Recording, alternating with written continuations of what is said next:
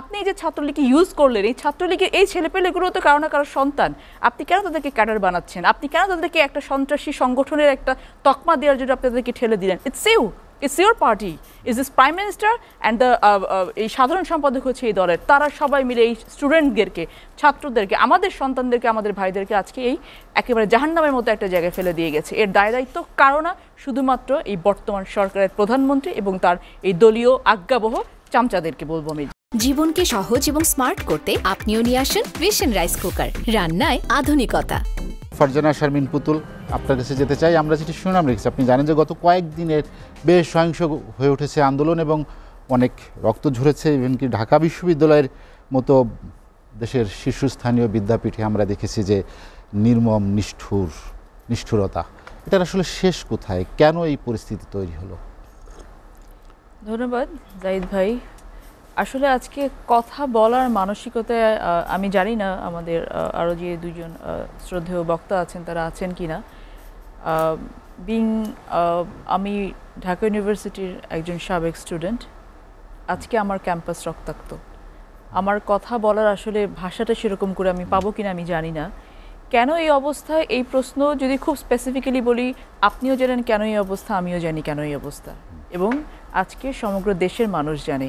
আমরা যতটুকু জেনেছি শুধু ঢাকা বিশ্ববিদ্যালয়ে বাংলাদেশে আজকে সবগুলো সরকারি বিশ্ববিদ্যালয়ের এখনকার অবস্থা, বর্তমানের অবস্থা যা দেখেছি তার থেকে অনেক বেশি খারাপ, যতটুকু আমরা দেখতে পাচ্ছি না।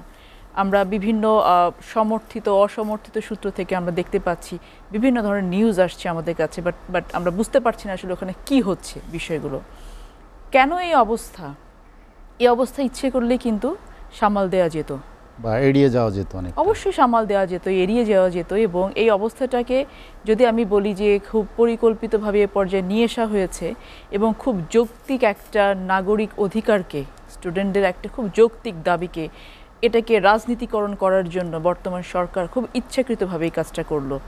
খুব স্পেসিফিক্যালি যদি আমি বলি যে আজকে সিন্ডিকেটের সভা বসেছে সকাল থেকে দুবার। কেন? যখন স্টুডেন্টরা এই আবদারগুলো নিয়ে, এই দাবিগুলো নিয়ে, তাদের যৌক্তিক দাবিগুলো নিয়ে যখন তারা আন্দোলন করছিল, শুরু করেছিল, তখন কেন আমাদের এই ইউনিভার্সিটির প্রশাসন বসলেন না? তখন কেন টিচাররা বসলেন না? তখন কেন তাদের সাথে কথা শুনলেন না? তারপরে কিন্তু এটি কিন্তু আজকে অবস্থায় আসে নাই। আজকে অনেকে শুনছি বলছে কোমলমতি ছাত্রছাত্রী, কোমলমতি স্টুডেন্টদেরকে উপরে অত্যাচার চালানো হয়েছে, এটা করা হয়েছে, সেটা করা হয়েছে। কোন মুখে আপনি কোমলমতি বলেন? It is planted, your decision. আজকে বর্তমান সরকার এই ছেলেপেলেগুলোকে আজকে যেই দশার মধ্যে ফেলেছে, দেশটাকে যেখানে নিয়ে গেছে, আমার অধিকার আমি চাইতে পারবো না, আমি কোন দেশে বাস করি?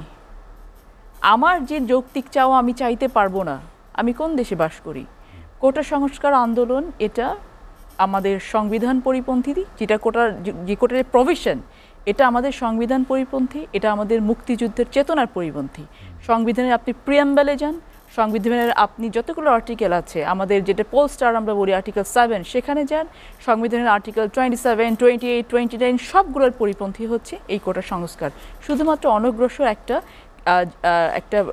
সেক্টরের ক্ষেত্রে, নারীদের কিছু ক্ষেত্রে, কোনো ক্ষেত্রে পুরুষের ক্ষেত্রে এটা সংবিধান কিন্তু বলেছে করা যাবে। সেই জায়গাটাতে খুব যৌক্তিক একটা দাবি নিয়ে, যেখানে আপনি মুক্তিযুদ্ধ পাবেন না 1%, সেখানে আপনি 30%, 75% পর্যন্ত সব কিছু মিলিয়ে 56% পর্যন্ত সব কিছু মিলিয়ে কোটা নিয়ে আপনি রাখছেন। সো এই দাবিটাতে যেটাই হোক না কেন, আপনি এখন আইন আদালত যতই দেখান না কেন, আইন আদালত কেন দেখাচ্ছেন? আচ্ছা, একটা কথা আমাকে বলেন তো জাহিদ ভাই, আপনি যে এই যে স্টুডেন্টরা, একটা দেশের বিচার বিভাগ কিন্তু একটা খুব শক্ত স্তম্ভ, এই স্তম্ভের উপর আস্থা নেই কেন? তারা কেন এই যে বারবার বলা হচ্ছে আইন বিভাগ আপনাদেরকে বলে দেবে, আইন বিভাগ থেকে আসুক, অ্যাপেলেট ডিভিশনে মামলা পেন্ডিং আছে, এই স্টুডেন্ট আস্থা রাখতে পারছে না কেন? বিকজ দিস গভর্নমেন্ট এই বিচার বিভাগটাকে এমন জায়গায় নিয়ে গেছে যে কেউ তাদেরকে বিলিভ করে না যে দেশের চিফ জাস্টিসকে বাংলাদেশ ছেড়ে চলে যেতে হয় শুধুমাত্র সরকারের আজ্ঞাবহ না হওয়ার কারণে। সেই দেশে তো কেন স্টুডেন্টগুলো আইন বিভাগের উপর ভরসা রাখবে বা আস্থা রাখতে পারবে? সো আপনি যেটা বলছেন যে এই অবস্থা আজকে কেন, এটা দেশের সমস্ত মানুষ জানে যে অবস্থার জন্য আজকে বর্তমানে এই স্বৈরাচারী সরকার, সে এককভাবে দায়ী, নো ওয়ান এলস। এবং আজকে আপনি দেখেন যখন যদি কোনো দলের সাধারণ সম্পাদক বলে যে যা ঘটছে ইউনিভার্সিটিতে সেটা দেখার জন্য ছাত্রলীগ নিজেরাই যথেষ্ট, তারা প্রস্তুত আছে, আপনার তো বলে দিতে হবে না যে গিয়ে তুমি তাদের উপরে অত্যাচার চালাও। সো আপনি এই যে ছাত্রলীগকে ইউজ করলেন, এই ছাত্রলীগের এই ছেলেপেলেগুলো তো কারো না কারো সন্তান, আপনি কেন তাদেরকে ক্যাডার বানাচ্ছেন? আপনি কেন তাদেরকে একটা সন্ত্রাসী সংগঠনের একটা তকমা দেওয়ার জন্য আপনি তাদেরকে ঠেলে দিলেন? It's your party.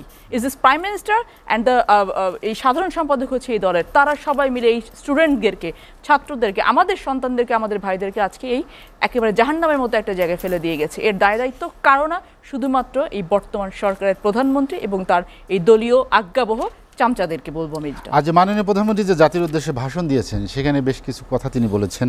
আপনার কি মনে হয় যে এই ভাষণেই মোটামুটি একটি সামনের দিনে এটি আরো একটা সমাধান হতে পারে ধরনের একটি বলেছেন? উনি ভাষণে নতুন কি বলেছেন? আমি তো বলবো যে উনার এখানে আজকে উনি যে এসেছেন এটা বিকজ ওনার ভেতরে যেই মানে উনি কেন আসলেন, এই 7 মিনিট 8 মিনিটের বক্তব্য যেটা দিলেন, আমি সত্যি কথা বলছি জাহিদ ভাই, উনি যখন প্রেস কনফারেন্সগুলো করেন এগুলো আমার খুব বেশি শোনার ধৈর্য হয় না, আমি খুব কম শুনি, কিন্তু লাস্ট প্রেস কনফারেন্স শুনতে গিয়ে আমার রুচি হয়নি এটা শোনার জন্য, যে উনি যেই জেস্চার নিয়ে, উনি যেই ক্ষোভ দিয়ে, আমার খালি মনে হয় যে একটা মানুষ এত ঘেন্না নিয়ে কীভাবে রাতে ঘুমায়, দেশের জনগণের প্রতি এত ঘৃণা নিয়ে কীভাবে ঘুমায়, তার যে আচরণ যেটা ছিল, তার কথা বলার স্টাইল যেটা ছিল লাস্ট প্রেস কনফারেন্সে, যেটা উনি চায়না থেকে ফিরে এসে করলেন, আজকে উনি যেটা বলেছেন, উনি নতুন কি বলেছেন, উনি কেন আসছেন, আজকে কি বলতে আসছেন? আমরা ভেবেছিলাম, আমি শুনছিলাম, খুব আগ্রহ নিয়ে বসেছিলাম যে আমি 7:30 থেকে উনি কি বলেন আমি শুনবো, আমাদের এই যে ভাই বোনগুলা, সন্তানরা, তাদের উপরে যে অত্যাচারটা আসছে এটা যেন বন্ধ হয়। হয়তো সেই ধরনের কোনো ইনস্ট্রাকশন উনি দেন কিনা এটা দেখার জন্য আমরা, শুধু আমি না, আমি জানি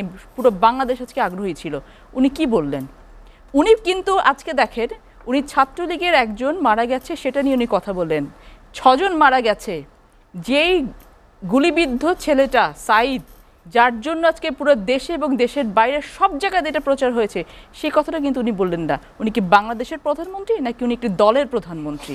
উনি আজকে স্ট্র্যাটেজিক্যালি কিন্তু উনি অনেক কিছু ফেল করে যাচ্ছেন, যেটা উনি চায়না থেকে ফেরার পরে প্রেস কনফারেন্সে ফেল করেছিলেন। উনি আজকে যখন বসেছেন টিভির সামনে, she was so shaky, she was like উনি কি বলবেন বুঝে পাচ্ছেন না। ওনার প্রেস আজকে কে লিখে দিয়েছেন বক্তব্য আমি জানি না, যে উনি বাংলাদেশের প্রধানমন্ত্রী হওয়ার কিন্তু যোগ্যতা আজকে উনি হারিয়ে ফেলেছেন। উনি 6টা তাজা প্রাণ চলে গেছেন। আজকে পর্যন্ত, এখন পর্যন্ত কি হচ্ছে ইউনিভার্সিটিতে, বিভিন্ন আমরা শনির আখড়ায় দেখেছি, আমরা দেখেছি কিছুক্ষণ আগে কুড়িল বিশ্ব রোডে দেখেছি, কোথায় কি হচ্ছে আমরা কোনো কিছু কিন্তু জানি না, মিডিয়াগুলোতে সেভাবে সব কিছু আসছে না। সো আমরা জানি না যে আসলে উনি কি চাচ্ছেন। উনি চাইলেই কিন্তু এগুলো বন্ধ করতে পারতেন।